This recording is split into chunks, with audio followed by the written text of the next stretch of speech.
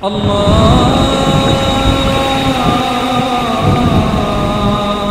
أكبر الله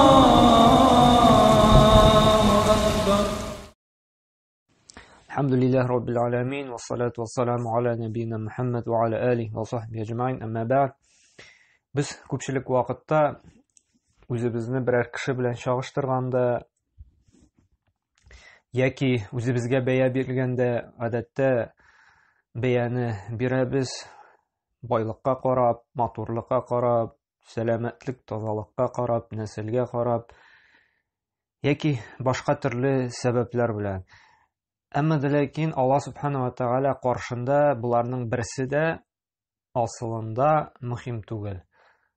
Eng muhimi Alloh uchun bizning kishilar orasida ул да булса сәламәт qalb, ул taqvolıq.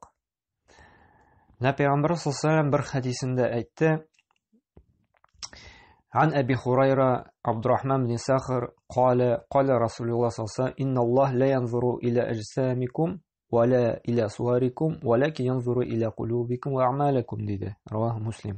Müslim cinayetinde keltiren hadiste Peygamber sallallahu aleyhi ve sellem aytdi: Dürüstlükte Allah subhanahu wa taala sizning tenigizga da, motorlig'ingizga da qaramaydi, lekin de qaraydi sizning qalbingizga, yuragingizga de, ham endi amallaringizga de. Bu hadisga kirgancha bir-ikki gina so'z aytib ketasi kela, shu hadisni rivoyat etgan Abu Hurayra ismli sahoba turunda barliq musulmon kishisining deyni Abu Hurayra ismli kishining kunyasini eshitgani bor. Shulay bit Abu Hurayra.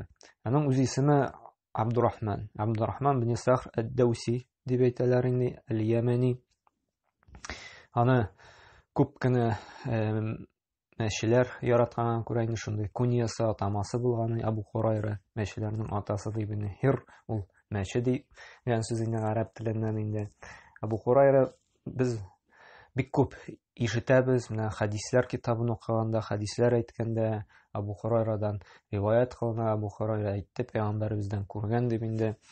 Менә бу сахаба Peygamber sallallahu aleyhi ve sellem bilen bari tik 4 kina yıl yürü yaşı, ama şunday kısa gına vakit yaşav anın bilen dost buluğuna qaramasdan, anın bilen birge yaşamına qaramasdan, ol bik köp hadis rivayet etip kaldıra, bik köp hadis yetkire.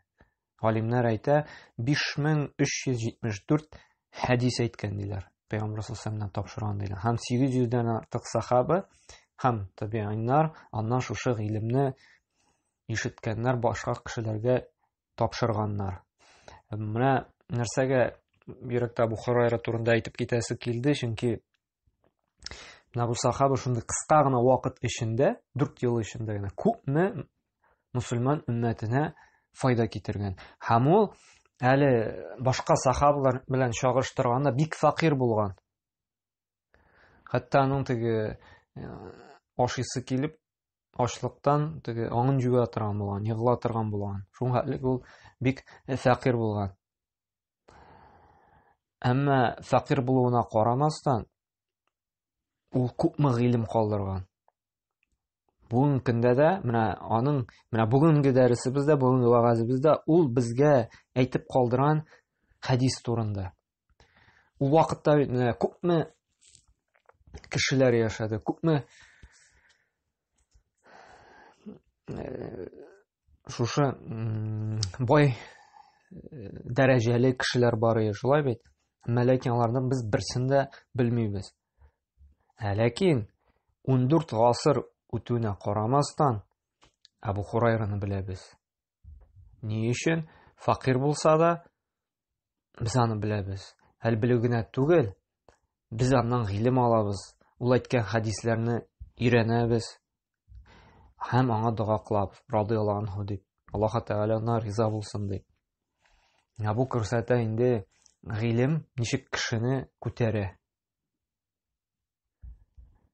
Әйткәнемчә, бай кешеләрне 14 гасыр элек яшәгән, берсен дә белмибез, аларның дәрәҗәләрен дә белмибез.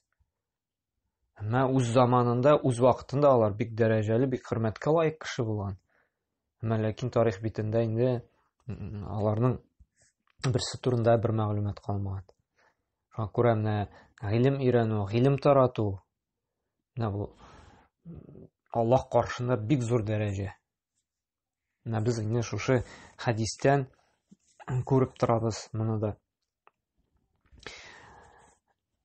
Һәм хадискә кергәндә инде Аллаһ Субхану ва Тааля безгә бик күп ниъмәтләр биргән. Аллаһның киң рәхмәте белән без күрәбез, ишетәбез. Ул биргән шушы авыз белән, тел белән сөйләшәбез, ашыйбыз. Ул биргән аяк белән йөрибез, ул биргән кул белән тотып эшләр эшлибез. Ләкин шушы тән әгъзалары нинди гамәлләр кыла? Яхшымы яки начармы? Менә шушы хадистә әйтелгәнчә, ул безнең калбтән тора, йөрәктән тора.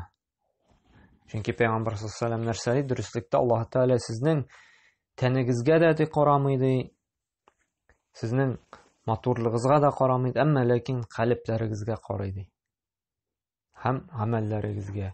Менә моннан аңлашыла инде безгә үзебезгә карап, мин матур түгел инде, мин Аллаһ яратмыйдыр инде, мин анда бик симез инде, яки бик ябык инде дип үзенең кеше самооценкасын төшерергә мөмкин. Әмма ләкин Аллаһ Тәгалә каршында булар берсе дә мөһим түгел. Симезме син, ябыкмы син, сәламәтме син, авыртумы син, кичкенәме син, зурмы син, матурмы син, ямсызмы син, син анда дәрәҗәле шуны зур нәселдәнме син, байлымы син, фақирме син. Аллаһ Тәгалә берсенә дә карамый, бары тик карый синең калбыңа. Синең калбың, йөрәгең сәламәтме, тақвалымы? Монда сәламәт дигән сүз теге физик сәламәтлек түгел. Чөнки кешенең бит йөрәгендә төрле авыртулар булырга мөмкин. Шулай бит. Кешенең бер йөрәгендә 4-5 авырту булырга мөмкин. Монда ул авырту турында бармый. Монда бара рухи яктан калбне тикшерү. Күңел күзлеге дип әйтәләр бит әле. Күңелең пак булсын диләр бит. Менә шуның турында сүз бара.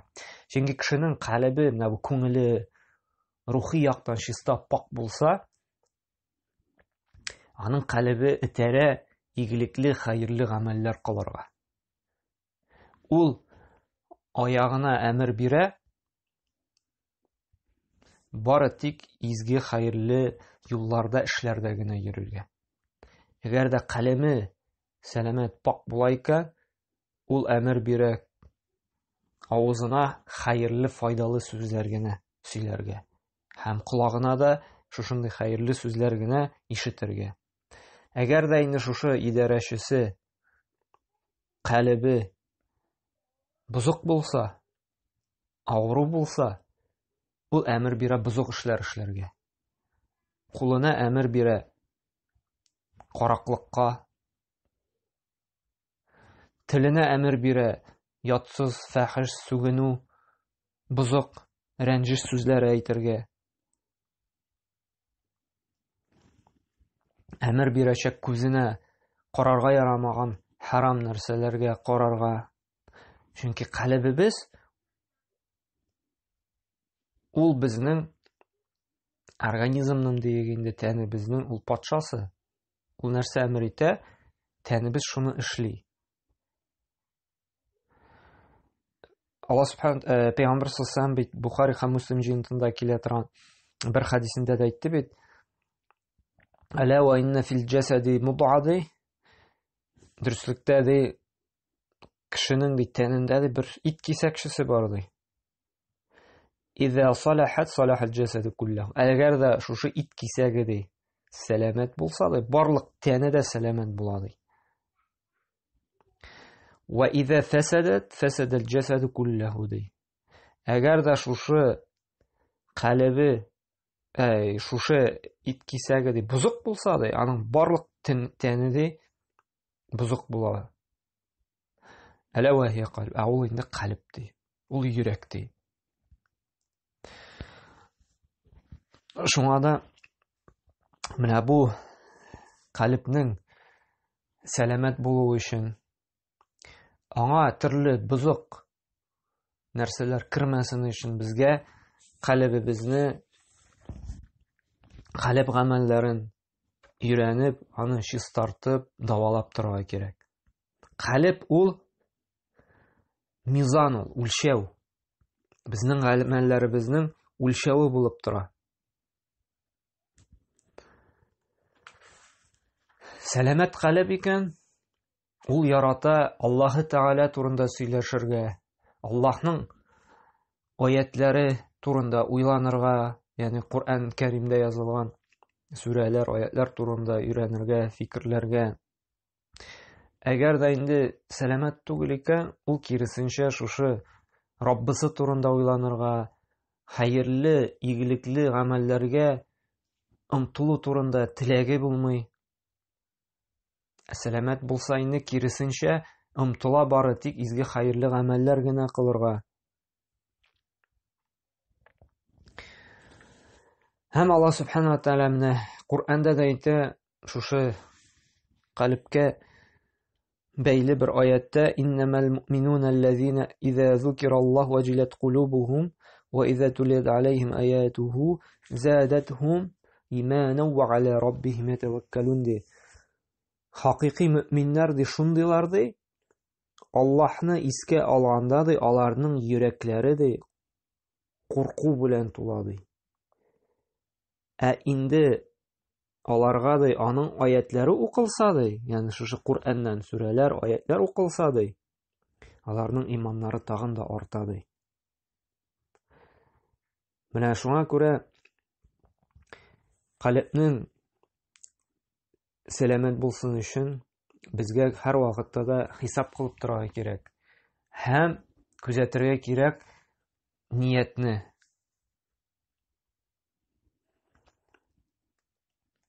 Һәм тагы күзәтергә кирәк көнчелек юкмы, хөсетлек юкмы, тәкәббүрлек юкмы.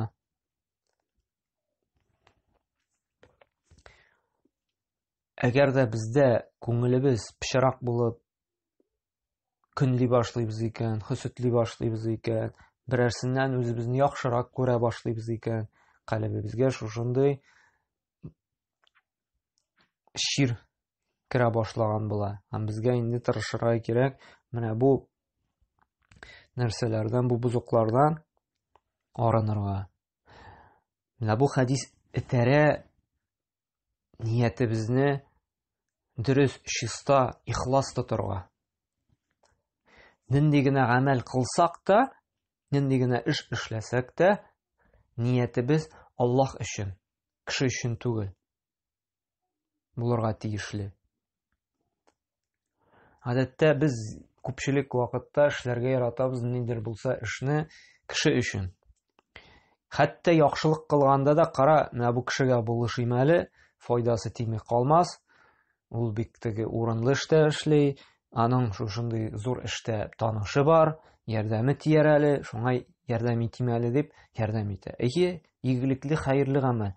Әмма нияте, менә йөрәге тели Аллаһтан савап, Аллаһтан бәрәкәт, Аллаһның җәннәтен түгел, тели нияте шушы кешегә изгелек кылып, шушы кешене файдалану үз эшендә.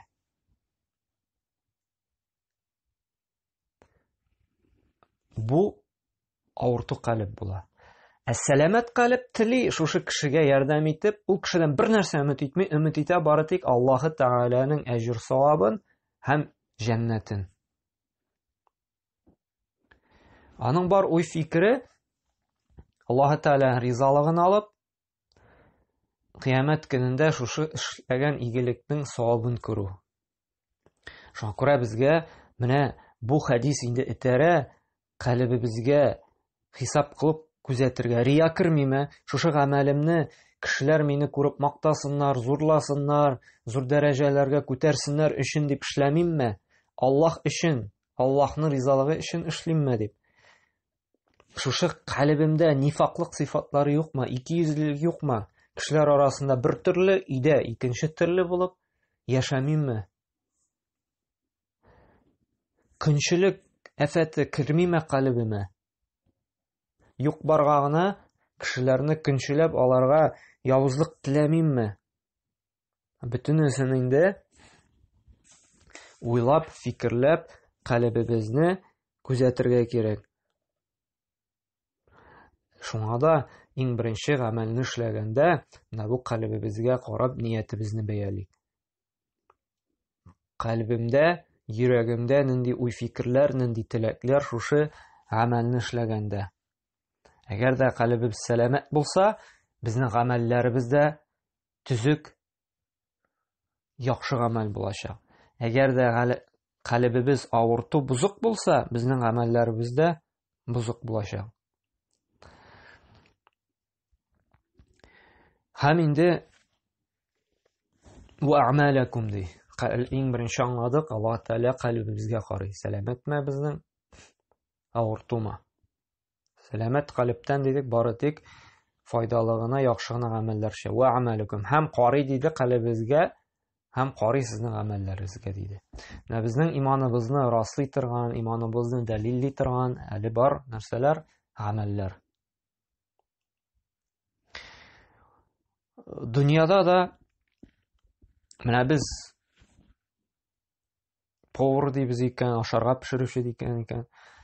Безнең әле бу сүзебезгә генә кеше ышанмый. Безгә поварлыгыбызны, шофер дибез икән, шоферлыгыбызны, бухгалтер икән, бухгалтерлыгыбызны эшләп күрсәтсәк кенә кешеләр ышана, бу һөнәрне без булдыра алганыбызга.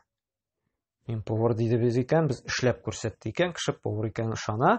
Һәм шушы эшләгән эшкә безгә акча түли. Шофер дидек икән, шушы җирдән шушы товарны алып кайтып куйдык. Бу йөртә белән икән, шофер икән, ышана, хезмәт хакы түли. Шулай бит бухгалтер икән, анда эшләп санап бирдек икән. Фирманың инде актив-пассивларын шулай бит хисап кылып, эшли белә икән, бу чыннан бухгалтер икән, хезмәт хакы түләнә. Динебездә дә безгә мин иман китердем, мин Аллаһка ышанам дисә, безгә шушы ышануыбызны, иманыбызны, мөселманлыгыбызны раслап, дәлилләп күрсәтергә кирәк Аллаһ Тәгаләгә һәм башка мөселманнарга гамәл кылып. Чөнки шушы гамәл кылып кына без җәннәтле була алабыз. Аллаһның ризалыгына ирешә алабыз. Дөньяда да бит эш эшләмичә, эшеңне күрсәтмичә бер кеше дә сиңа зарплата түләми. Монда күп кеше ялгыша. Минем яхшылыгым калбтә ди. Әгәр дә яхшы калб икән, шушы яхшы калб этәрә тән әгъзаларында яхшы гамәлләр кылырга. 5 вакыт намаз укырга, ураза тотырга, садака бирергә, туганлык җепләрен ныгытырга, әти-әнинең хәлен белергә, күрше белән яхшы мөнәсәбәттә кылырга, яшәргә. Бер авыр хәлдә калды икән кардәшең, аңа матди яки рухи ярдәм күрсәтергә. Кеше уйлый, калбтың яхшылыгы ышанасың да, кешегә зыян салмыйсың, бетте китте. Юк, синең әле ул яхшылыгың йөрәгеңдәге, әгәр дә чынлаптыр ул синең чиста, пак, яхшы калб икән, сәламәт калб икән, ул этәрә әле үзеңә дә игелекле гамәл кылырга. Чөнки намаз уку үзеңә кирәк, ураза тоту үзеңә кирәк. Үзеңә дә файда китерә торган гамәлләр эшләргә этәрә сәламәт калб. Һәм калганнарга да файда китерергә этәрә. Шушы санап киткән мисалларда ярдәм итүләр белән.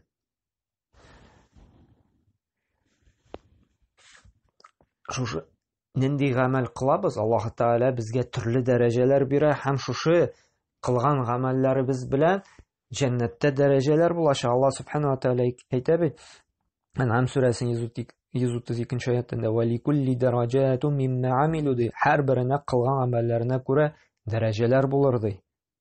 Шулай Нәхл сүрәсендә әйтә: "Удхулул җанната бима кунтум таъмалун" ди. Изге гамәлләр кылганыгыз өчен Җәннәткә керегез ди. Менә Аллаһ Тәгалә монда мисал итеп күрсәтә, изге гамәлләр кылганыгыз өчен җәннәткә керегез ди. Шуңа күрә әле бер шану гына, бер сүз генә, бер калып белән инану гына җитми икән, әле безгә гамәлләр дә кылу кирәк. Һәм шулай ук менә шушы гамәлләр кылу безнең начар гамәлләребезне яхшыга әйләндерә икән. Аллаһ Субхану ва Тәгалә Фуркан сүрәсенең 70-нче аятында әйтә: "Илля ман таба ва амана ва амила амалан салихан фа улаика юбаддилу Аллаһу сайyiатихим хасанат ва кана Аллаһ гафурар рахим." Кем ди? Тәүбәгә килеп гөнаһларын калдырса ди, иман китерсә ди, һәм изге, игелекле гамәлләр кылса ди, Аллаһ Субхану ва Тәгалә аларның шушы элеккеге начар гамәлләрен яхшыга, хәсәнәткә, ягъни савапка әйләндерер ди. Чөнки Аллаһ Субхану ва Тәгалә гафу итүче, рәхимле ди.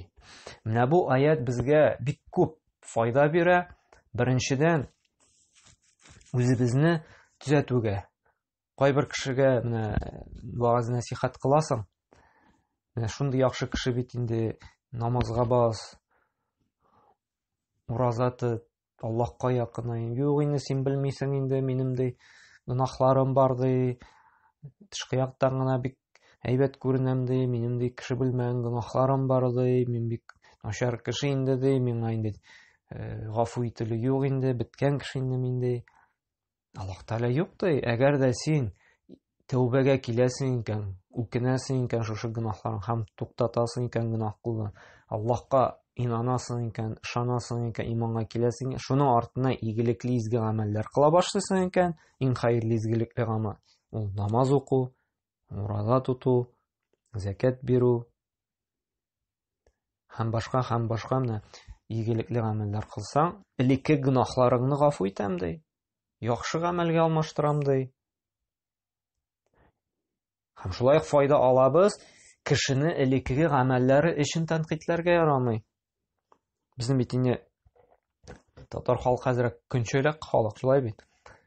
Берәр дусты, күршесе, танышы элек анда эчеп, тартып, башка төрле бузыклыклар кылып йөргән булса, хәзер ни хатасын аңлап, тәүбәләргә килеп, намазларга басып, дингә кирип китте икән. Кеше аны барбер артыннан сөйләп йөри. Шулай бит, ул шундый аны бик әшәк явыз кеше, кем кичерсен инде аны, Аллаһ кичерсен моны инде. Инде аңа җәннәт булсын инде, аның урыны тамук бит инде дип, үзен Аллаһ урынына куеп, бу кешене тәнкыйтьләргә тотына. Әмма ләкин бу ярый торган гамәл түгел. Чөнки әгәр дә ул ихластан тәүбәгә килеп, ихластан гафу сорап, ихластан Аллаһ ризалыгы өчен инде хатасын аңлап, игелекле гамәлләр кыла икән, Аллаһ та гафу итәм ди, мин гафу итүм шундый. Әтеге 200ләнеп йөри икән ул, ансы инде Аллаһ белүче, без белмибез. Без тышкы кыяфәттә генә карыйбыз. Шулай да булырга мөмкин. Кайбер кеше бар, 200ле кешеләрдә тышкы яктан яхшы булып күренә. Эче менә без әйткән калыбы бик бузык, бик пычрак. Ансы да булырга мөмкин. Әмма ләкин монысын без Аллаһка калдырабыз инде. Әмма кешене барыбер элекке гамәлләре өчен хурларга ярамый. Чөнки һәрберебез кеше, фәрештә түгел, ялгышабыз, сүртенәбез, егылабыз. Әмма ләкин сүртенгәннән соң кагынып, тузаннарны кагып төшереп, яки инде чиста киемнәр алмаштырып басабыз икән, турып басып инде изге гамәлләр белән алмаштырабыз икән, шушы пычрак киемнәребезне, шулаймы, егылганнан соң пычранган, тузан кунган. Аллаһ Тәгалә алмаштырам ди яхшы гамәлләргә. Һәм әле тагын бер дәлил Аллаһ Субхану ва Тәгалә әйтә, бу изге гамәл сәбәп булып тора. Игелекле, хәерле, изге гамәлләр сәбәп булып тора җәннәткә керергә. Аллаһ Субхану ва Тәгалә әйтә Мухаммад сүрәсенең 12-нче аятында: "Инналлаһа يدخل الذين آمنوا وعملوا الصالحات جنات تجري من تحتها الأنهار دي. Dürüstlükte de Allah Subhanahu wa Ta'ala de iman getirip iyilikli, izgi, hayırlı amel kılgan kişilerini de işletem de astından yılgalar ağıp durgan cennetlerge kirtem de. Namında Allah Teala нәрсә ди? Сәламәт калып булган кешенең һәм шушы сәламәт калып итәрә икән игелекле изге гамәлләр кылырга җәннәткә кертәм ди. Шуңа да безгә менә карарга кирәк калыбыбызга, анда сәламәтме, рия юкмы, көнчелек юкмы? Калыбыбыз итәреп торамы яхшы игелекле гамәлләргә яки гынахлы гамәлләргә итәрәме? Шуларны анализлап, безгә калып өстендә эшләргә кирәк. Шуңа күрә галимнәр менә бу калып турында бик күп китаплар яздылар. Калып гамәлләре, калып гынахлары, калыпны боза торган гамәлләр дип томлы китаплар яздылар. Шуңа күрә безгә өйрәнергә кирәк. Калыпка шушы нинди гынахлар керәләр? Шул без дәрестә әйткәнчә инде икейөзлелек, нифак, рия, кешегә мактану күрсәтү өчен, хөсетлек, көнчелек, кешедән нәрсәр өмет итеп эшләү, Аллаһ өчен эшләмәү һәм башка шундый гамәлләр. Әгәр дә менә без шушы гамәлләребезне, изгелекләребезне эшлибез икән кешедән нәрсәдер өмет итеп, Аллаһтан түгел, рия өчен, мактану өчен, файдалану өчен шушы кешене, Аллаһ Тәгалә аңа карата кылган изгелекләрне бөтенесен юкка чыгара, тузанга чыгара. Аллаһ Субханаһу ва Тәгалә ничек Фуркан сүрәсенең 23-нче аятында әйтә: وَقَدِمْنَا إِلَى مَا عَمِلُوا مِنْ عَمَلٍ فَجَعَلْنَاهُ هَبَاءً مَنْثُورًا ди. Кылган яхшылыкларын ишкан тузан кебек юк итәрбез, аларга һичбер файда булмас ди. Аллаһ Субханаһу ва Тәгалә бу аятта дәлилле, әгәр дә кеше рия белән, кешегә мактану нияте белән, ихлассызлык белән кеше өчен эшли икән, шундый гамәлләрне инде Аллаһ Тәгалә юкка чыгарам ди.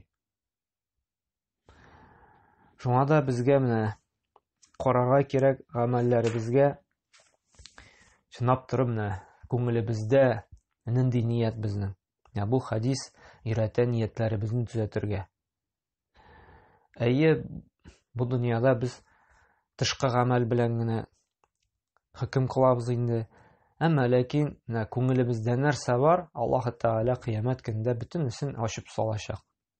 Кешеләрдән яшергән гамәлне дә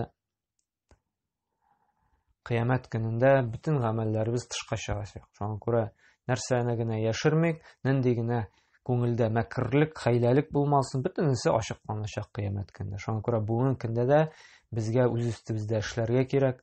Бу эшләү сөйләгәндә, әйткәндә генә җиңел, ләкин хакыйкатьтә бик авыр калыпны даваларга. Ул физик авырту булса, аны җайлы даваларга. Шулай бит, система куясың, укол калыйсың, дару эчәсең. Йөрәк авыртканда да бит дару эчәсең дә инде тынычланып китә йөрәгең.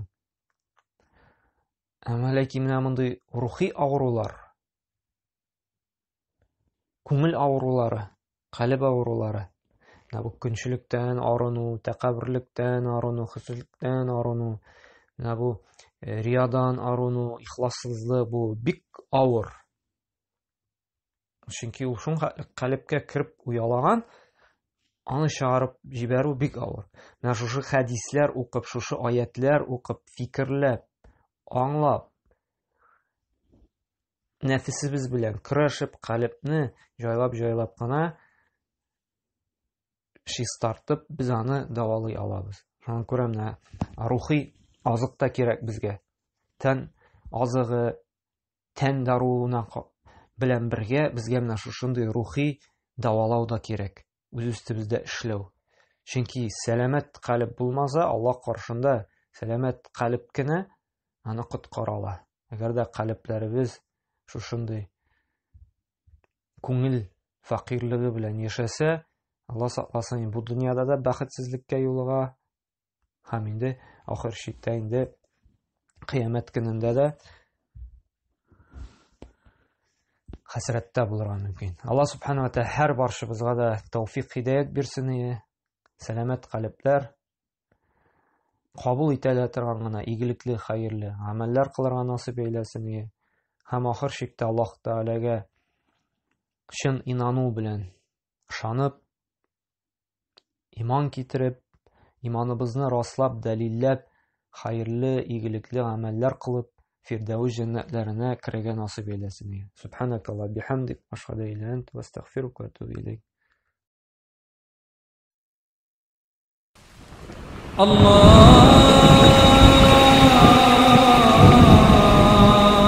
akbar, Allahu akbar, Allahu akbar, Allahu akbar.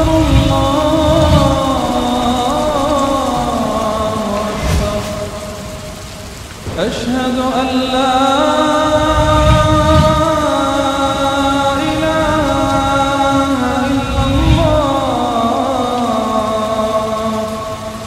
أشهد أن لا إله إلا الله أشهد أن محمدا رسول الله أشهد أن محمدا رسول